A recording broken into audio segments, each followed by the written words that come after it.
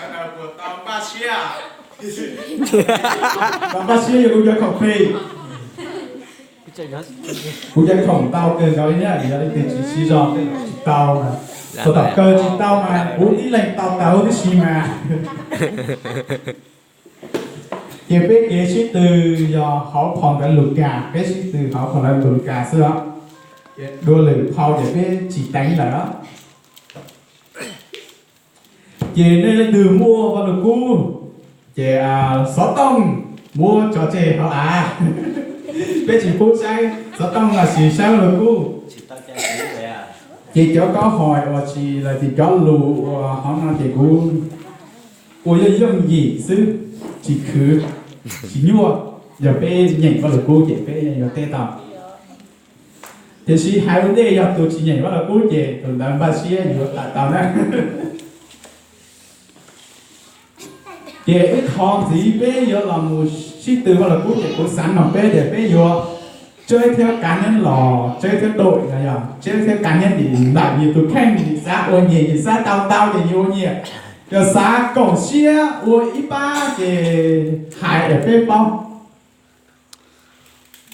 nó nói quái để tránh anh nhiều gì chứ tao nhiều gì đó tao nhẹ vô nhẹ thôi sát nào cụ lên à tao chỉ là cái từ bao mà cha tề mà đi tê cụ là đủ xưa á tao thì tăng học lên tê mà cụ chỉ bao lên từ ít tụng ghi sổ của xe ít từ giám sát từ chat tiền đi ghi bền họ nên từ trả lời đúng bằng ghi bền họ cái bề bằng mua khổng họ lòng rộng nữa họ thì y Giêsu yu tao chân nu thiệt tỉ bề Quốc không á sao đó từ cha tiền ra của nó cao á vô từ cha tiền ra nữa đó chỉ phân biệt là chó bằng chân tao là cái tao cái gì nữa là tàng hậu cái gì biết chơi tàng hậu cái gì gì nữa nè lúc xưa họ Giêsu yu cho thì chữ lọt ra lại từ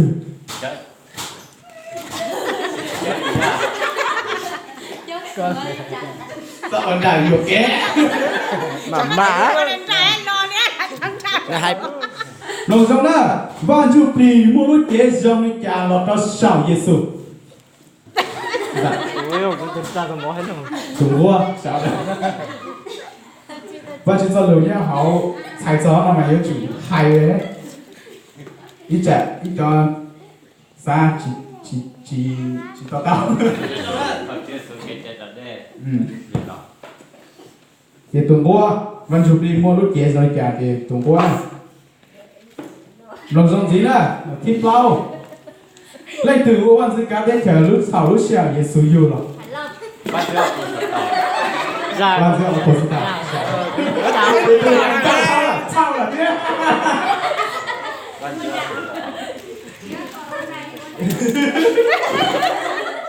Có thể ok vậy nha, có thể quan trọng nha sao nữa. Lòng giống là một tí chi nữa. Mua lúc gì á chỉ kia ra cho yêu ya bao hạt thì tù mê nhuộn là dò Giêsu. Mua tay à? Sai. Thì đó sao đấy? Có tao cũng bảo cha tế này. Đúng rồi, đi thế. từ chỉ lại rồi Cho tề cũng suy yếu bên mà cha tế đối xử. Y. Ô đi ra.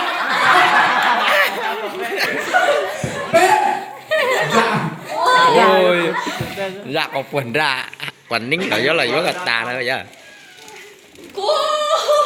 sao sao ấy lo là chỉ lo Một đứa kia đã chỉ kia đã cho những nhà bao thì từ đây do Giêsu do tụi mình nhuộm thấy các nhà cười họ ra sao trả lời ta cũng đúng hết thiếu đi chỉ bố là thiếu một cua yes bánh kia đó có lẽ đừng khô là đừng khô Giờ tôi cả này, giờ độ cô ấy sẽ chạy thang. Tôi Nói xong là khi chào Giêsu cho thứ tỷ lên từ hai để Giêsu cho tụi Messia. Y O cha đó. Cha là Cha đó. Y O P. từ từ từ Thế à? Dạ đúng. Đi đây là từ từ à? Phía đây là từ từ à? Mẹ tù. Yes. Cả nhà làm đầu đầu này chỉ bao đúng không này? Sao bữa trao ra lại tá đó. Xài đường mông sao? Mua cho lò chỉ sao đường mông này, đánh đường mông sao?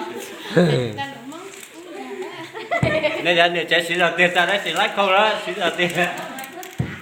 cô thì có đẹp ốm lên được rộng rồi trái là chỉ chạy luôn tất cả. Nói xong nè, gì nè, thì chả nè. Chứ sự u đi chả thảo nơi bọn lùa u lạc u lùa háo lúc tuổi trẻ. Chồng. Sáu cái tao, cha có sao? Bây giờ sáu gì? sao là sao Chỉ sao hết, sao chỉ sao được không? Sao trời nói kia nè. Chua, tôi dốt không. để trả cho chị áo Hãy lùa vào ngắn gọn chứ. để tiếp thế trả cho chị áo lúc lúc chế tính tiệm Đi cả tin hành của lão lùa lúc tuổi trẻ tao là gì? Hãy đi chẳng đàn đại thiết là tao. Chua chỉ trách. Tôi dốt không chỉ trách. Nhớ đệ tử. Tôi thấy lúc rồi à. Ê dạ nhớ đệ tử trong tế và cho á. chỉ mới coi phụ Rồi thì gì nè. Nói rõ. Tú bọn chùa của plua nên cho hóng tao nhẹ. Ở tiệt su. Ở lúc kia là Tiệt su. Áo lúc chia tông.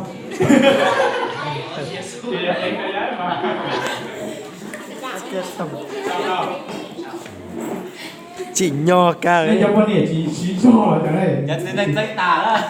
Nè thì cha cha nè chỉ nó đi chỉ thật tài. Nói rõ ơi, khi chùa. Ôn đề của lùa yếu mua chỉ xuống chia sẵn trong con lì lấy tàu chỉ xuống ra chơi ra. Cha té đó. Đấy. Đúng rồi đấy. Cũng là cha tệ. Trái. Y. Rồi, y, o, p vậy. Y. O, p. Một bọn thứ ba chặt tổng.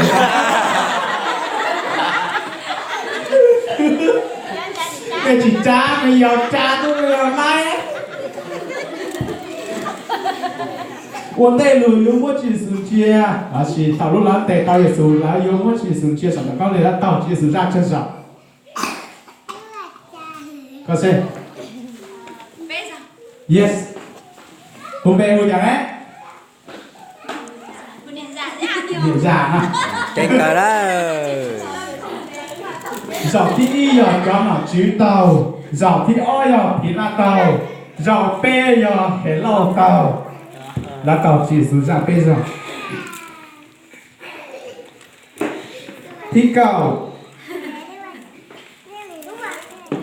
Giờ con này cho kịp cầu đó. Dễ Chắc chăm. cho con chỉ rõ đó. Thảo từ cú số yếu bé mà cha tè giữa quân túa thì cha tè mà cú trừ điểm đó. Cho lần tao mà trừ. Giêsu trai tù đã chi mù hào lu đồng Jerusalem. Y O Y O cú số tao bé tao mà. Y O B. sao tôi trả đó Này ra ca hết. Hôm nay nhuận nành nữa. Tụi mình lúa là tụi mình nhỏ. Nành nữa. Tụi mình nhỏ là tụi mình lúa. Tụi nào là Giá gì đó thì đầu Có tiêu. cho hại hết lòng. Chào em chỉ lo á. cú phải đó là tù mê nhựa nành lúa rồi là tù nành lúa tụi mẹ nhọn nành lúa để mê nhựa mà vậy tù nành lúa rất là chỉ tanh đó Chai tụi lầu rồi. trai tù nành nhựa Tí gì à? ít gì đó chỉ sự trai tù nành nhựa chứ chỉ trai tù lầu đó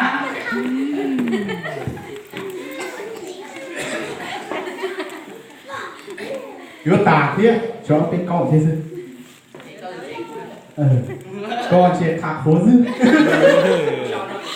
Phía đâu chỉ có là từ từ để khạc khốn Bây giờ cũng lầu nhưng mà phải coi.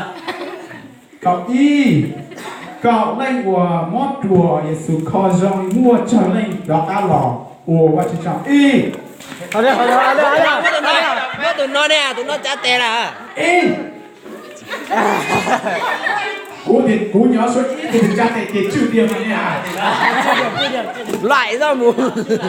y o b Đó đây à. mi à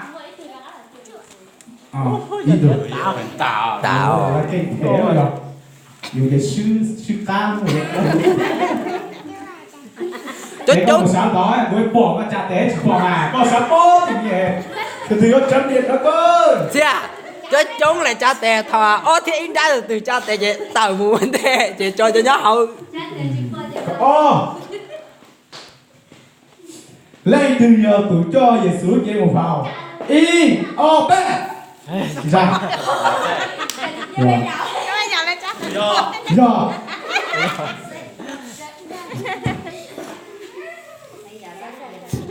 Giờ xe mà chỉ ở tụi tía, giờ xe chở đó.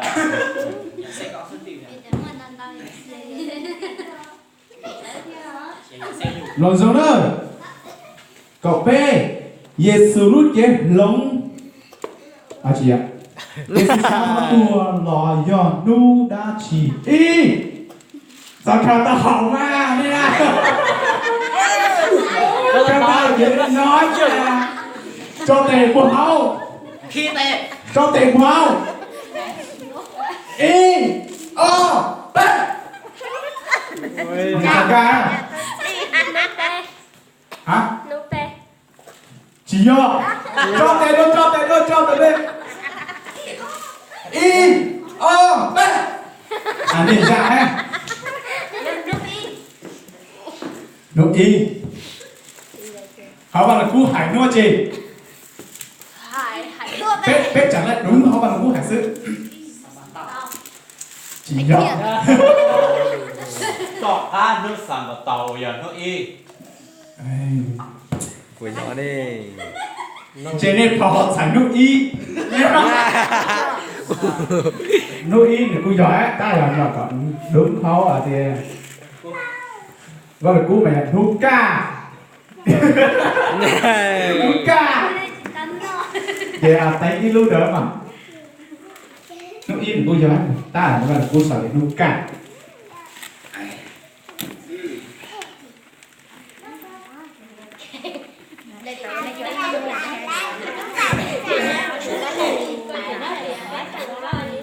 rồi rồi nữa cũng gì nữa chọc lau để uống tê để sung yếu trong để Giêsu một khó và chứ tha theo từ y cho tè của hậu y o b à thì đã sao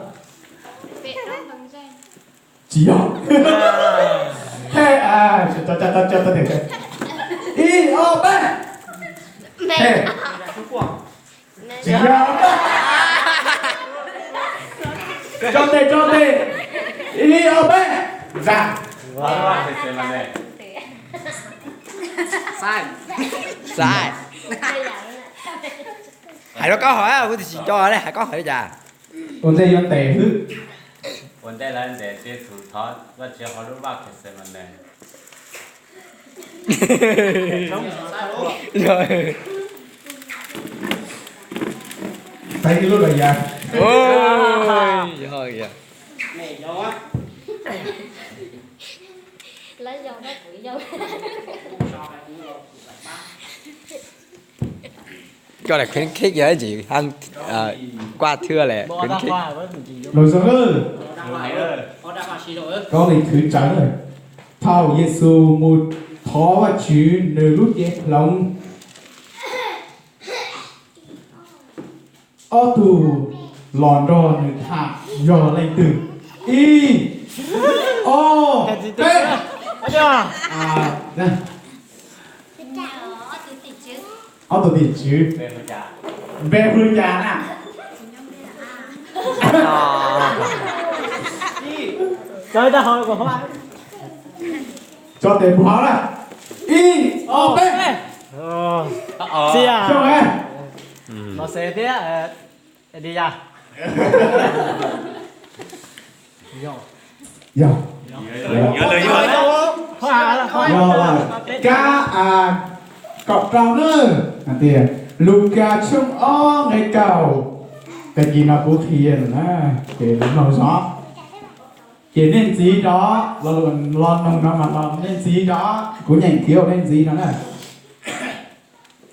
tiền sĩ tu tiền chứ hai cho lỡ hai tiền nè chỉ số trai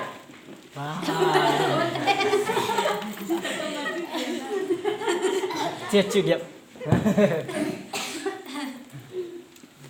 vô cái số to nè hàng kéo lại cho tiền ra tài đúng không? Hai đứa nào cũng chỉ có số IOP à? Nên thì cái tầm đấy IOP thế à? Chỉ son trai giờ là chút gì đó màu sao đó? Cú lon tại lon giờ cho chỉ ta cú số IOP rồi mà cú thì tiền từ trắng lại tên chữ điểm gì à? tao cho quý rồi là IOP thế chứ? Cho tôi một dòng đó. chỉ tao ta chỉ lo所以我係我都贏到裝啦，嗰隻贏到裝喺埋啊，個差咗啦。 dạ Nếu uống cả chân câu một hai gì độc luôn mà. Đi, cho tôi một dòng, thành có anh lưu rồi không? đó là chỉ đánh cái hả cho là chỉ lúc này từ cho đó giờ Cho tôi một dòng. Bọn này chả tại Rồi, có tập án ơi. Tên em nên chỉ còn tạm thôi, câu một lần nè, tên đó. chỉ tránh thưa đó Ôi giờ, IOP, dạ chứ. Sơ chia rồi siết cần cầu, chỉ tao tạ, lên, IOP.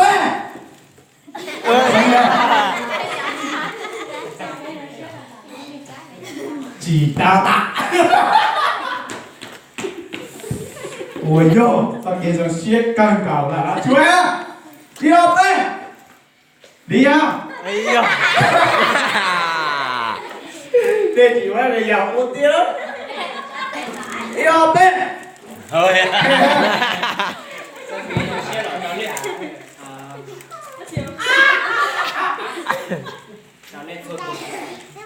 Số tôm. Từ thi bảo đâu.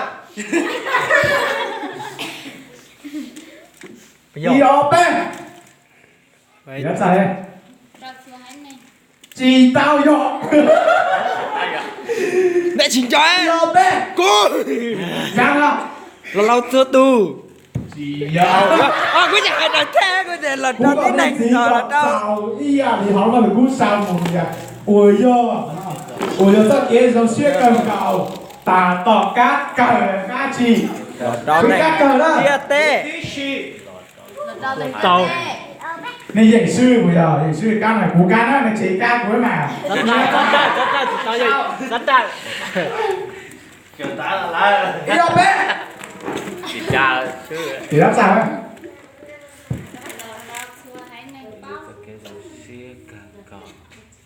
Để chỉ sai được. Chỉ dò là cứ thong lại rồi. Cái lượt gì cho nên chỉ tao gì nên sư nữa cá này cũng cá nữa. IOP. Thì cá môi là cũng cá. tốt tốt vậy cả cơ lực tốt rồi nữa do kế dòng xe cần cầu trâu xua hái nành lọ kia trâu nè bao bao một khứa à nhông không nhông nhầm hay rằng có không được từ hai nên linh của hai na nè có phải không